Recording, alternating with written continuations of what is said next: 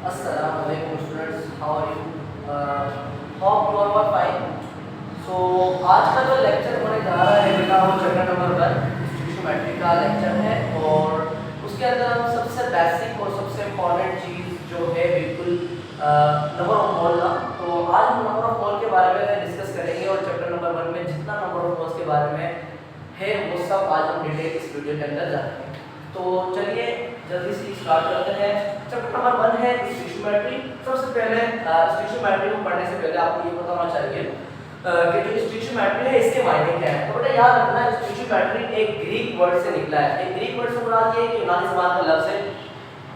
यूनानी ज़बान का लफ्ज़ है स्टिशियोमेट्री। ये दो मेजर पार्ट से मिलकर बना है, एक स्टिशियो और सेकंड मेट्री। स्टिशियो का मतलब होता है ग्रीक के अंदर एलिमेंट्स, जिस तरीके से हमारा hydrogen, helium, neon, argon, krypton, these all are elements। उन एलिमेंट्स की मेजरमेंट क्या कहलाती है? स्टिशियोमेट्री। अब सर एलिमेंट्स की आप मेजरमेंट, एलिमेंट्स की मेजरमेंट से मुराद ये है कि एलिमेंट्स के नंबर ऑफ मोल्स को कैलकुलेट करना, एलिमेंट्स के नंबर ऑफ वॉल्यूम को कैलकुलेट करना, नंबर ऑफ मॉलिक्यूल को कैलकुलेट करना, एलिमेंट के मासेस को कैलकुलेट करना। ये सब चीजें जब भी हम मेजरमेंट करेंगे तो वो टॉपिक रिलेट करेगा किससे? स्टिशियोमेट्री से। तो चलिए स्टिशियोमेट्री के अंदर सबसे पहला टॉपिक है मोल। तो बाज़ दफ़ा बच्चों को मोल का कॉन्सेप्ट ही क्लियर नहीं होता। तो बेटा मोल का कॉन्सेप्ट एक इंपॉर्टेंट कॉन्सेप्ट है केमिस्ट्री के अंदर। तो कोशिश करिएगा कि इसको इस वीडियो के अंदर अच्छी तरीके से एनालाइज कर सकें। तो मोल क्या है बेटा? बेसिकली मोल जो है ना, मोल क्या है? मोल एक यूनिट है, सिंपल। अगर सिंपल वर्डिंग में तो कहना चाहे mole is the gram atomic mass, gram molecular mass या ग्राम फार्मूला मास। किसी भी एलिमेंट का जो मास है, अगर हम उस एलिमेंट के मास को डिवाइड कर दें उसके अपने एलिमेंट्स के मॉलिक्यूलर मास से, तो जो नई चीज कैलकुलेट होकर आती है वो मोल है। बेसिकली मोल जो है ना, मोल कहते हैं हम एक यूनिट को। केमिस्ट्री के अंदर केमिकल्स की जो मेजरमेंट, एलिमेंट्स और कंपाउंड की जो मेजरमेंट होती है वो बेसिकली किसको होती है? मोल में। अगर आपसे सिंपल पूछे मोल व्हाट इज मोल, तो आपने सिंपल बताना है mole is a unit to calculate the amount of substance in a chemical reactions. अब मोल की डेफिनेशन क्या हो गई कि अमाउंट ऑफ सब्सटेंस, जो अमाउंट ऑफ सब्सटेंस को मेजर करने के लिए यूज किया जाए वो क्या है? मोल। अब मोल को बेटा, मोल को जो मोल इज अ यूनिट, यहाँ पे लिखा है mole is a unit to measurement the amount of substance. Mole एक यूनिट है जो अमाउंट ऑफ सब्सटेंस को मेजर करने के लिए बेसिकली टर्म इस्तेमाल होती है। मोल को रिप्रेजेंट करते हैं हमेशा स्मॉल एन से। जहां भी स्मॉल एन अगर आपको कह दिया जाए तो आप इसमें समझ जाइएगा कि वहां पर आपको नंबर ऑफ मोल कैलकुलेट करने को कह रहा है। मोल की यूनिट क्या होती है? विदाउट ई, जैसे हम लिखते हैं ना MOL, तो आपने मोल लिखना है without E. MOL is the unit of mole. जब आप कैलकुलेट करें, जैसे कि आपने कोई भी सब्सटेंस कैलकुलेट किया और उसके नंबर ऑफ मोल निकालने, तो आपने जो उसकी वैल्यू आएगी आपने उसके प्रीफिक्स के उसके एंड में लगाना है MOL विदाउट ई, तो वो उसकी क्या हो जाएगी? मोल। ये है क्या? मोल की यूनिट होगी। अब मोल का फार्मूला क्या होता है? How we calculate the number of moles in any substance in any compound. तो देखिए फार्मूला क्या है लिखा है, number of mole is equivalent to given mass upon molecular mass, formula mass या एटॉमिक मास। मॉलिक्यूलर मास के अंदर और फार्मूला मास के अंदर क्या फर्क है? बेटा देखें, कुछ कंपाउंड्स ऐसे होते हैं जो नॉन मेटल से मिलके बनते हैं, जिनके दरमियान कोवेलेंट बॉन्ड होती है, और कुछ कंपाउंड ऐसे होते हैं जो आयनिक बॉन्ड से मिलकर बनते हैं, उनके दरमियान मेटल और नॉन मेटल होता है। मॉलिक्यूल और कंपाउंड में क्या फर्क है? मॉलिक्यूल और कंपाउंड सिंपल, मॉलिक्यूल और कंपाउंड वैसे एलिमेंट से मिलकर बनते हैं।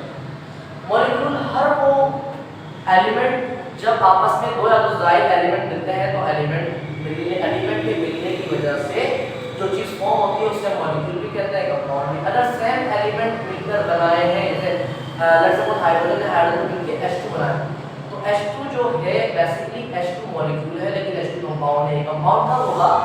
कंपाउंड के लिए शर्त तो यही है कि एलिमेंट्स मिले, लेकिन कंपाउंड के लिए शर्त ये है कि जो दो एलिमेंट हो वो आइडेंटिकली, केमिकली, फिजिकली क्या हो? डिफरेंट।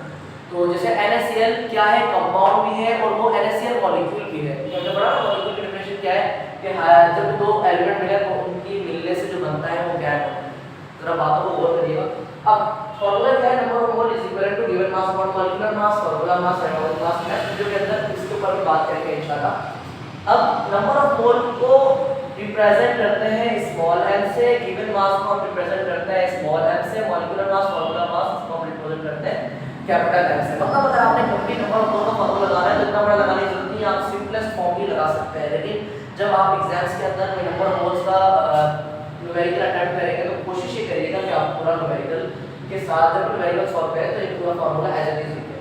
अब देखिए एग्जांपल नंबर 1.1 दी हुई है हमारी बुक के अंदर, चैप्टर नंबर 1 में एग्जांपल 1.1 है, कहता है calculate the number of moles in 25.5 gram sodium metal. Sodium का सिंबल क्या होता है Na। क्या कह रहा है कैलकुलेट द नंबर ऑफ मोल। तो डेटा बना लेते हैं, डेटा के अंदर लिखा कैलकुलेट नंबर ऑफ मोल। हमने क्या मालूम करना है, सबसे पहले नंबर ऑफ मोल मालूम करना है। और नंबर ऑफ मोल का सिंबल क्या है स्टूडेंट्स, नंबर ऑफ मोल को शो करते हैं n से, तो n हमने क्या करना है कैलकुलेट करना है। आगे of moles in 25.5 gram sodium, मतलब 25.5 के दे दिया हमें मास दे दिया, तो मैंने क्या लिखा स्मॉल m की वैल्यू क्या है 25.5 ग्राम। आगे बात किसकी हो रही है सोडियम, सोडियम का जो एलिमेंट है सोडियम एक एलिमेंट है जिसका सिंबल क्या है Na।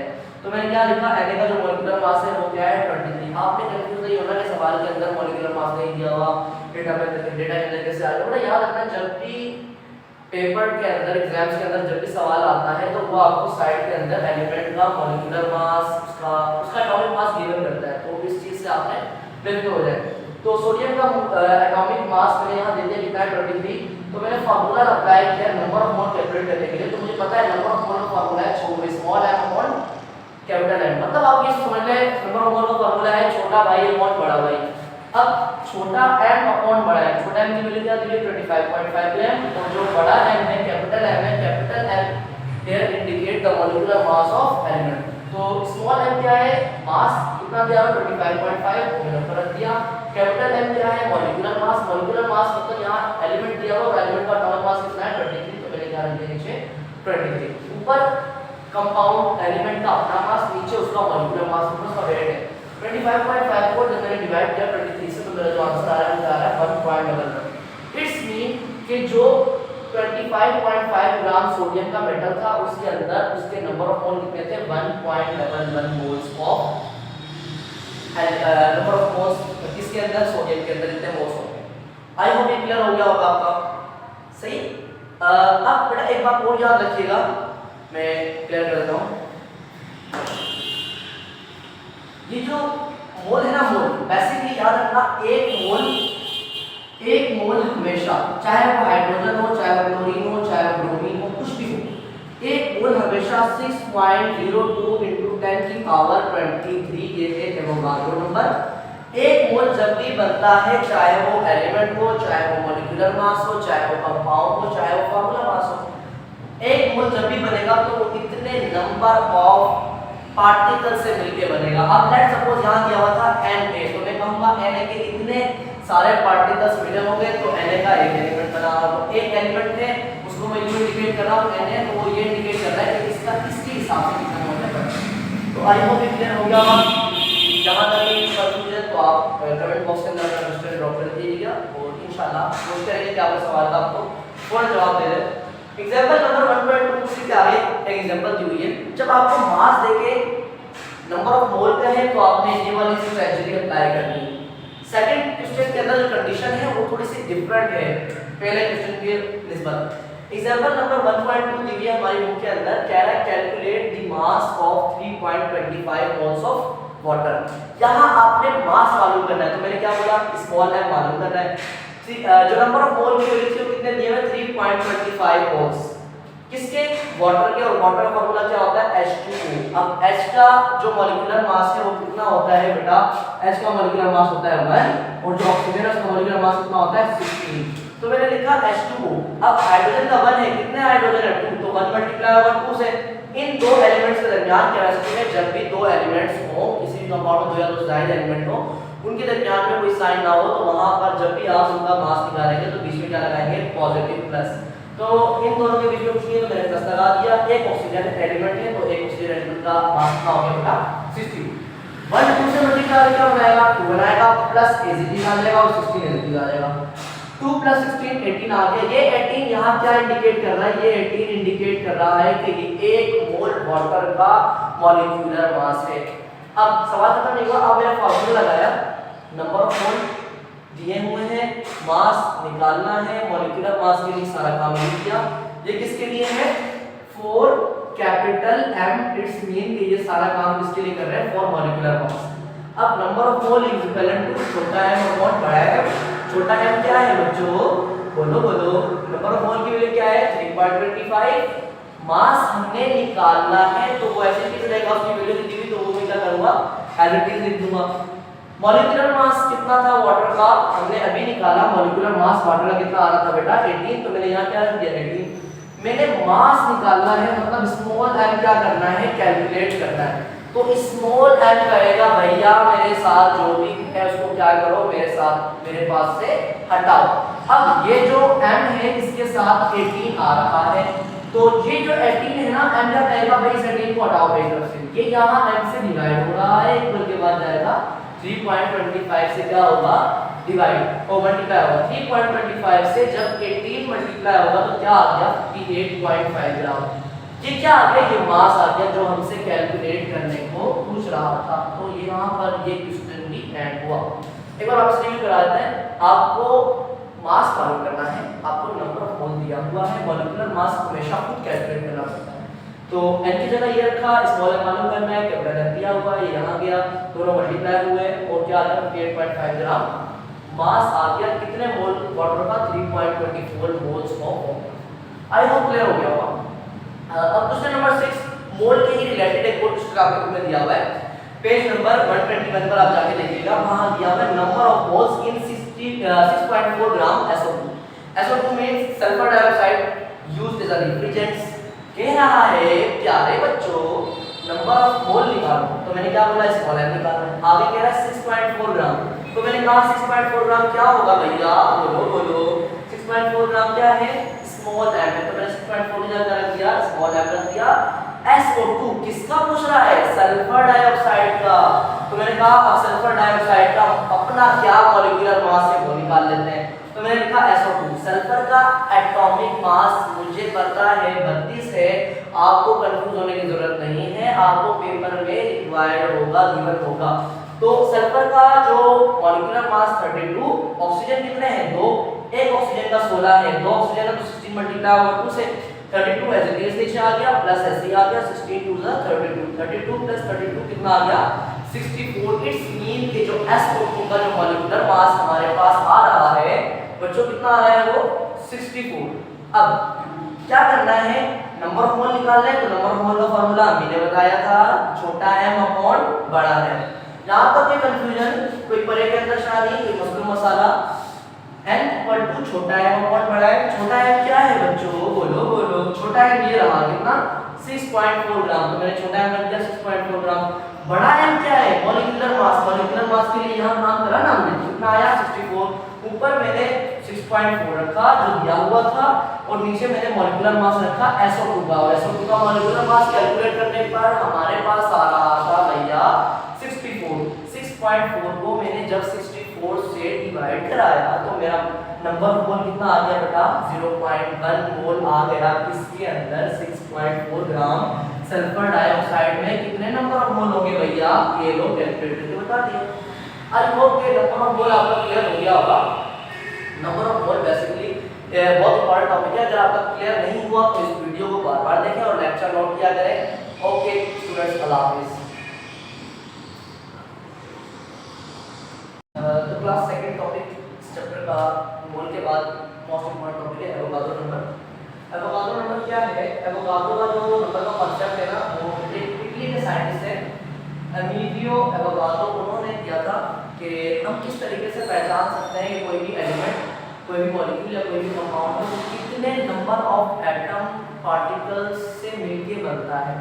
तो स्टेटमेंट क्या है, द नंबर ऑफ पार्टिकल्स। अब पार्टिकल कुछ भी हो सकते हैं, कोई भी चीज या तो एटम से मिलके बनती है, या तो फार्मूला यूनिट से, या तो मॉलिक्यूल से। अब ये जो सारी चीजें इन्हें मैं कह रहा हूं पार्टिकल, जैसे मैं कह रहा हूं कि एक दीवार है, उस दीवार के पार्टिकल क्या होंगे भाई, ब्लॉक होंगे, वो ब्लॉक से मिलकर बनते हैं। इसी तरीके से अगर मैं बात करूं ब्लॉक की, तो ब्लॉक के पार्टिकल क्या होंगे, सीमेंट, रेती, बजरी, ये सारे क्या है पार्टिकल से, जिनसे कोई चीज मिलकर बनती है पार्टिकल से। अब या तो एलिमेंट होगा, या तो मॉलिक्यूल होगा, या तो कंपाउंड होगा, वो जाहिर सी बात है कुछ ना कुछ किसी ना किसी एलिमेंट से मिलकर बने होंगे। तो यहाँ पर ये बात लिखी हुई बेटा, इसको डिनोट करते हैं n के साथ। के बाद हम बच्चे क्या करते हैं कि जो हमारा एवोगाड्रो नंबर है उसको n स्मॉल a के साथ डिनोट करते हैं। जबकि वो स्मॉल n a के साथ डिनोट करते हैं तो होता क्या है कि वो सोडियम रिप्रेजेंट कर रहा हो, तो ये गलत है। आपने n और कैपिटल के साथ में लिखना है। इसकी न्यूमेरिकल वैल्यू क्या है 6.02 × 10⁻23। इसकी अपनी न्यूमेरिकल वैल्यू बताओ। अगर आपसे पूछ ले एवोगाड्रो नंबर का वैल्यू बताओ तो आपने कहा था 6.02 × 10⁻23 क्या है एवोगाड्रो नंबर की वैल्यू। क्या समझ आया? एवोगाड्रो नंबर एवोगाड्रो स्टैटिस्टिक्स उसका कॉन्सेप्ट दिया किस तरीके से हम किसी भी एलिमेंट के पार्टिकल्स की अमाउंट मालूम कर सकते हैं कि कोई पार्टिकल से कोई एलिमेंट है कितने एटम से मिलकर बना है, इस चीज को मालूम कर सकते हैं। अब फॉर्मूला क्या है? नंबर ऑफ मॉलिक्यूल निकालने का फॉर्मूला याद रखिएगा। इसमें नंबर ऑफ मॉलिक्यूल निकालने का फॉर्मूला होता है small n multiply by n table. Number of molecule को कैपिटल N से शो करते हैं। नंबर ऑफ मोल बराबर उसके बराबर होता है number of mole multiply by n। क्या है यहाँ?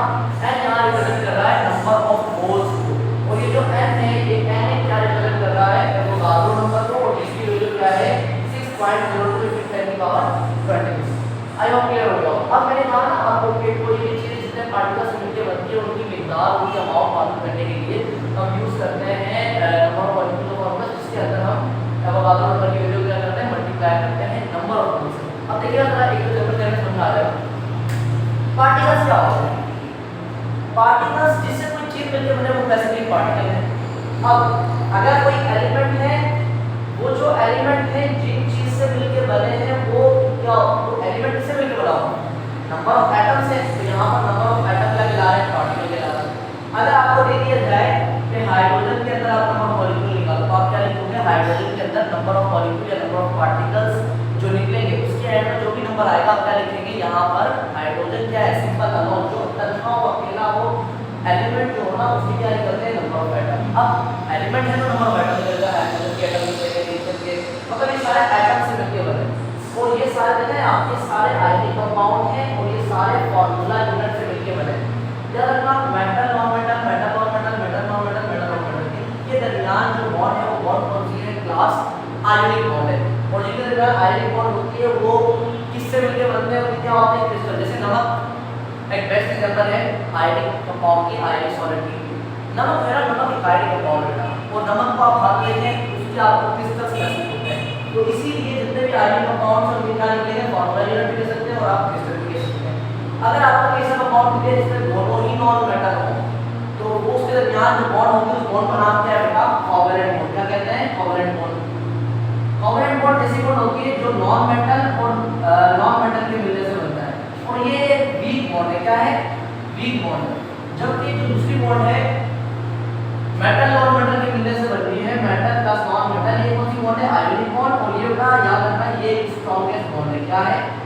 Strongest bond. अब देखिए अगर कोई कंपाउंड या इसके अंदर आपको मेटल और नॉन मेटल दिख रहा है तो वो क्या है?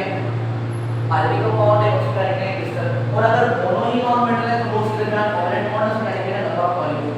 अब सर हम कैसे बता सकते हैं कोई कंपाउंड कैसे मेटल होगा? हमें तो नहीं पता चलता कि कौन सा मेटल है कौन सा मेटल है। तो याद रखना मेजॉरिटी जिन एलिमेंट के नाम के आगे वीडियो मारो ना वो क्या होंगे? मेटल। क्या होंगे? जैसे lithium, sodium, potassium, rubidium, cerium, francium, strontium, barium, radium, ब्रोम, एल्यूमिनियम, गैलियम, जर्मेनियम। सही?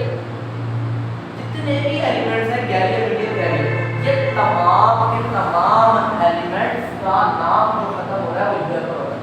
बस जिनका नाम यूनिट पर खत्म वो मेटल है। अगर एक ये प्रॉपर्टी समझ में नहीं आती है बात से कहते हैं सर आयरन कॉपर ये मेटल है इनके नाम में नहीं आ रहा, तो बेटा जिनके नाम में नहीं आ रहा सेकंड स्टेटमेंट क्या जिसके आगे शरीर में 1 2 या 3 इलेक्ट्रॉन हो वो क्या है? मेटल।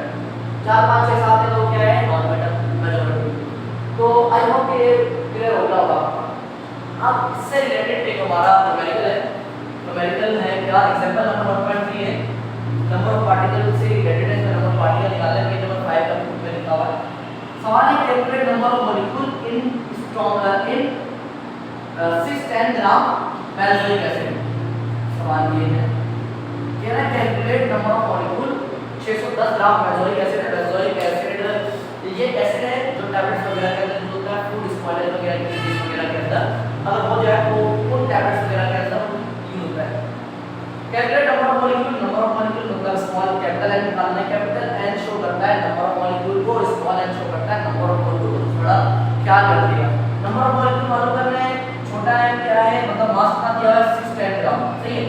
मॉलिक्यूलर मास कितना निकलेगा बेंजोइक एसिड का, बेंजोइक एसिड क्या है C7H6O2, मतलब 12 कार्बन का कितना मास है 12 मल्टीप्लाई होगा 7 से प्लस हाइड्रोजन का मास कितना है 1 मल्टीप्लाई होगा 6 से प्लस ऑक्सीजन का मास कितना है 16 मल्टीप्लाई होगा किससे 2 से।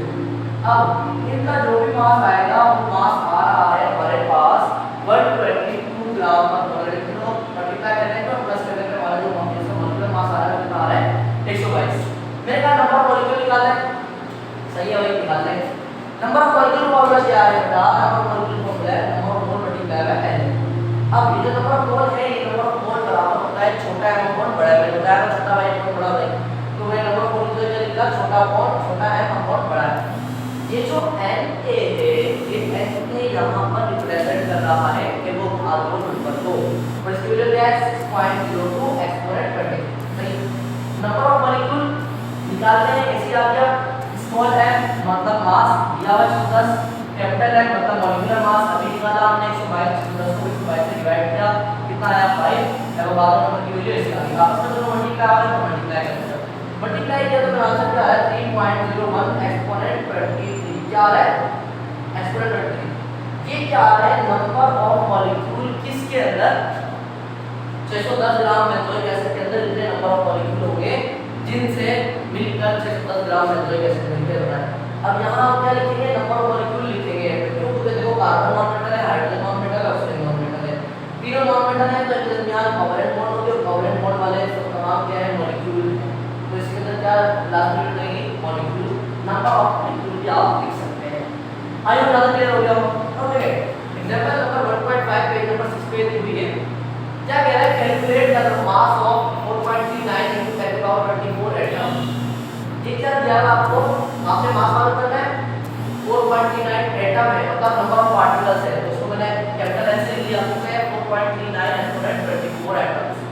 अब बात इसकी हो रही है, कह रहा है गोल्ड की बात हो रही है और गोल्ड का जो मोलर मास है वो कितना है 197, मतलब 197 ग्राम गोल्ड है, जो मोलर मास 197 होता है, उसके नंबर ऑफ एटम देखिए मतलब कितने नंबर ऑफ एटम से मिलकर कोई गोल्ड बना है, कह रहा है उसके अंदर मुझे बताओ उसका मास क्या होगा। तो हमने कहा फार्मूला पढ़ा है number of mole equal to number of molecule is equivalent to number of mole multiply by n। Number of mole क्या है छोटा m मोल बड़ा है multiply by n, number of molecule की वैल्यू दी हुई है रखनी इक्वल m निकालना है, ये से आ गया मॉलिक्यूलर मास कितना है गोल्ड का 197 कर दिया मल्टीप्लाई n क्या है एवोगाड्रो नंबर, तो n की जगह में क्या रखा बच्चों 6.02 into 10 की पावर 3।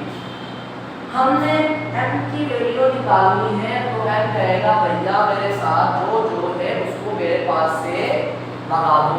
अब ये m है, m के साथ 197 नीचे है, तो ये यहाँ पर जब आएगा यहाँ m से डिवाइड कर रहा है, यहाँ आगे क्या करेगा मल्टीप्लाई कर रहा है, m के साथ 6.02 into 10 की पावर 23 मल्टीप्लाई कर रहा है, तो ऊपर के बाद जब वो आएगा यहाँ क्या करेगा बेटा डिवाइड, तो 4.39 ऐसे आ गया 197 डिवाइड और जाके मल्टीप्लाई कर रहा है, वो वहां मल्टीप्लाई कर रहा था ऐसे जाके क्या कर रहा है डिवाइड।